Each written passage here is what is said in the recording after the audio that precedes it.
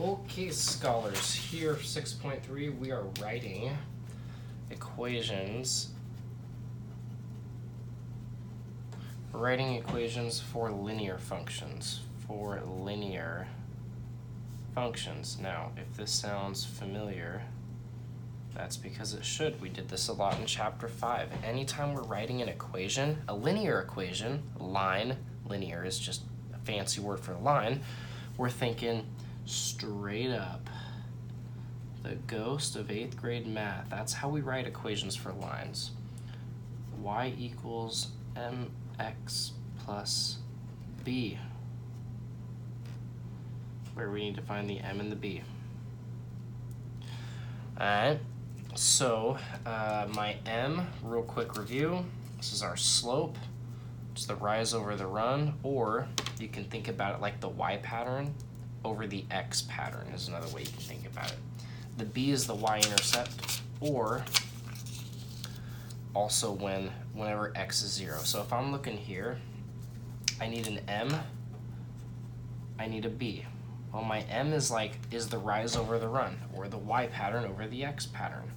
So I'm going to look at 2 points. How about this point and this point?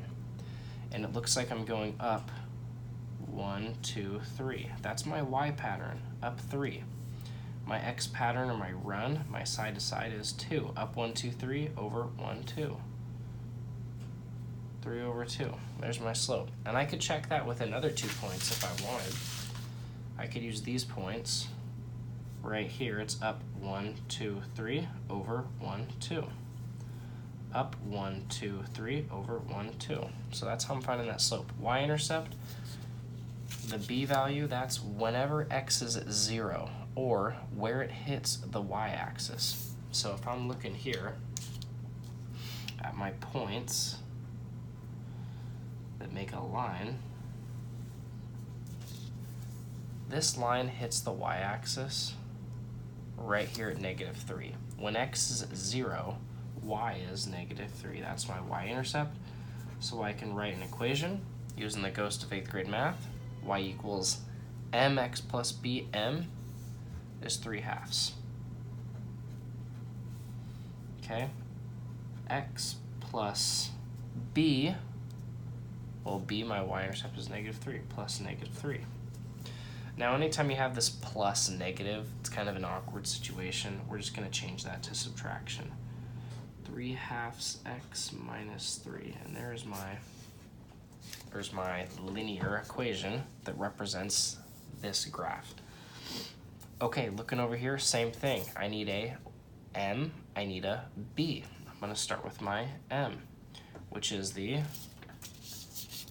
y pattern over the x pattern. So what is the pattern on the y-axis? Well, it looks like we are going down 2 each time. Along my x-axis, it looks like I'm going up 1. Up 1 each time. So my slope is down 2 over 1. There's my slope. Now my b value, well, this occurs when x equals 0. So I'm just going to check. Do I have an x value of 0 here? Oh, yes I do. So my y-intercept is that y value 3. That's where that line is going to hit the y-axis. Then my equation in slope-intercept form, I have y equals m is -2 x plus b. My b value is 3. There is my linear equation to represent the graph. All right, now we have some crazy situation where we have some remote controlled vehicle of some sort. This table tells me how high this unmanned remote control vehicle is, how high it is after a certain amount of minutes. I'm asked to write a linear function. Well, linear function, that says linear, y'all. So straight up, ghost of 8th grade math. We're gonna need to use the ghost. I need a m, I need a b. Well, let's start by finding my m. M is the y pattern over the x pattern. What's the y pattern here? looks like we're dropping down 5 each time, right? How about the x pattern? This is going up 10 each time, 0, 10, 20, 30. So my slope, my m, is y pattern over x pattern. That's negative 5 over 10. Now, we can reduce that. That is a reducible fraction. Let's call that negative 1/2. All right. Now I need my b value. My b value, that happens when x is, the b happens when x is 0. Let's check. Do I have an x value of 0 here? Boom, there it is. That makes my y-intercept 65. Now I have an m, I have a b. Let's write ourselves an equation. Y equals mx, that's negative 1/2 x plus b. B is 65. Then I have an equation. Now, what represents the height? And I want to know how high this unmanned vehicle is after an hour. Well, hour time, that's my x. So I'm going to use this equation, but I'm going to have to change the x. I want the x to be 1 hour.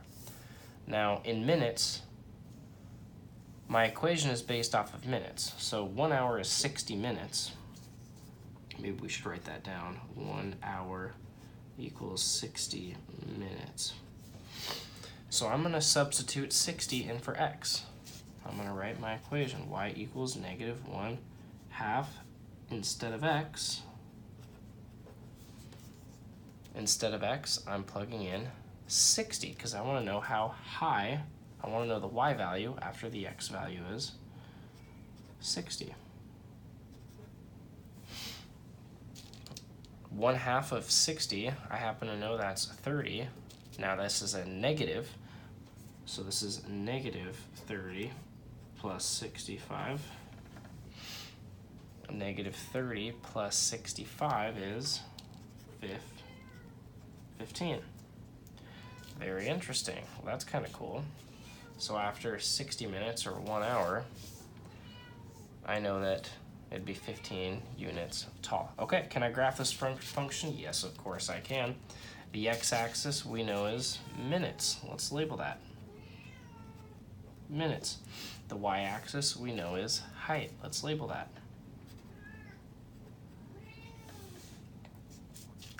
Josie Cat loves the linear functions. All right, I got 0, 10, 20, 30. Let's do that. Let's go 10, 20, 30. Ooh, my y values. Let's see, 10, 20, 30, 40, 50, 60, 70. That's gonna work. 10, 20, 30, 40, 50, 60, 70. Now I could use my equation to graph this, or I can use these points that I see in my data table. That's what I'm going to choose to do. Y-intercept at 65, I'm going to go right up there to 65.